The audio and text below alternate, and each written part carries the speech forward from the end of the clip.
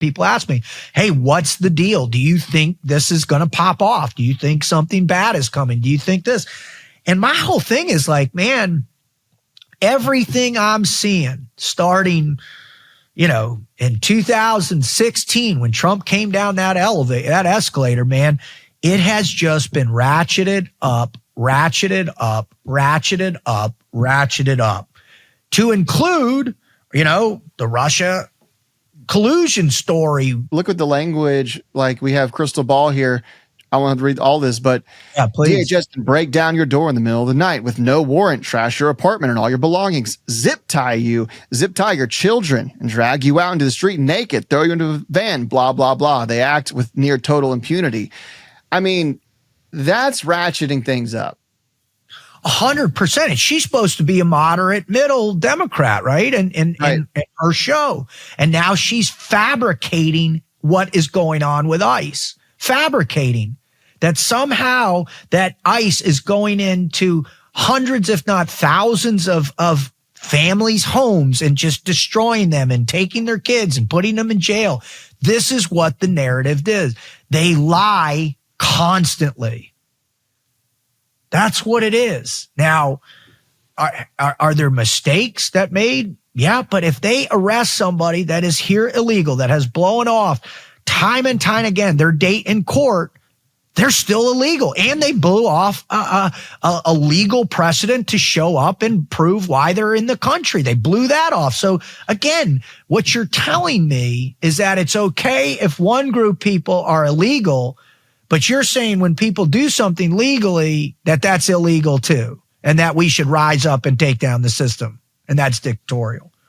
And you combine that with everything else, the censorship industrial complex. Check out Mike Benz. He is categorically proving that the system turned in after the Arab Spring. And there's a great little documentary that he was a part of. You can look it out about censorship that popped the other day by this Brazilian company. I forget what the name it is. I started watching it. Really interesting.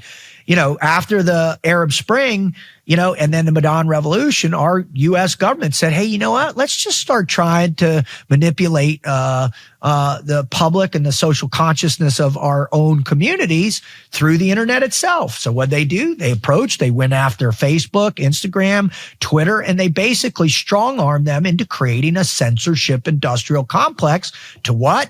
To go after Trump, to go after me, to go after conservatives, all the way through the last administration. And we know that to be true through the Twitter files, through everything else we found, right? That's what kings do. Kings censor free speech. I watched a guy named Dr. Andrew Huff, a guy that was a part of EcoHealth Alliance, had a very extensive background in intelligence and bioweapons development and stuff. And he basically was on Tucker Carlson saying, guess what?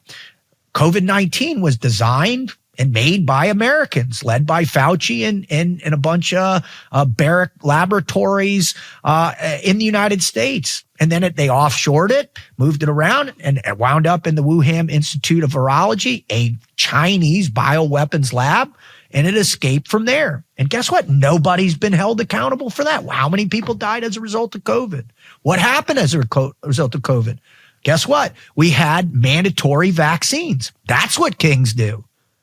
If you're being forced to put something in your body to keep your job, work for the military, keep your job through OSHA, to travel, to whatever, all their draconian, that's what kings do.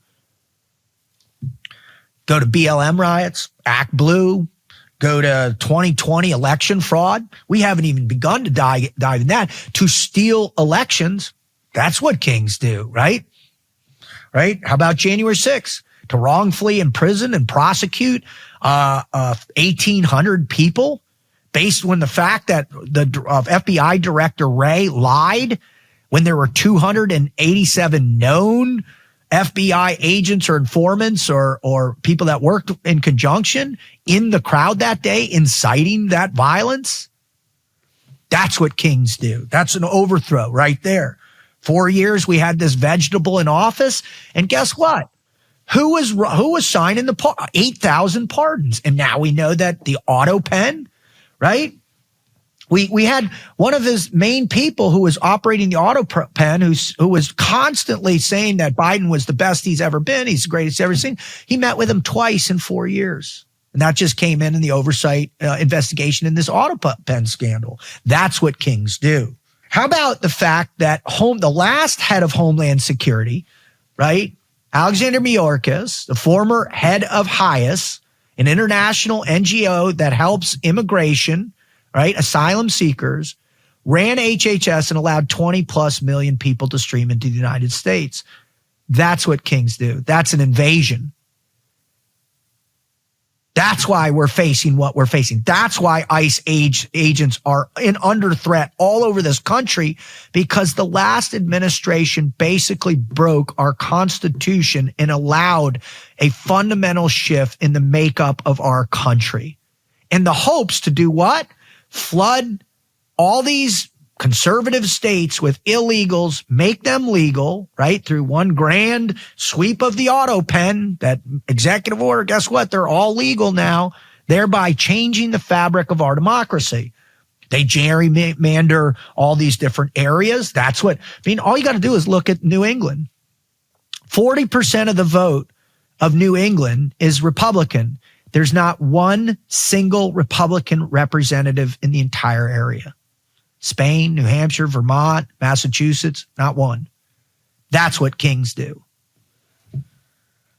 Right? Here's the deal. Trump won by an astounding amount. Won the popular vote, every swing state. This was an absolute cataclysmic shift because the American people saw what was taking place. They saw the corruption. They saw the manipulation of media. They saw the manipulation of elections, the manipulation of government institutions, the flooding of the populace with illegal aliens from all over the world. We have no idea who's in the country, right? They didn't end wars. They sparked wars. They funded Ukraine, right? They funded all these other illegal arms sales. That's what these people did. And what is he trying to do? The opposite. And so what are they going to do? They're going to call him a king because they need a new narrative. They need to make sure that the Marxist revolution that is taking place underneath society, in the corners and actually not even in the corners, in the streets right now, everywhere you look, so that this thing will gain steam and we will be faced with a revolt, a revolution, and a cataclysmic shift of what America is supposed to represent.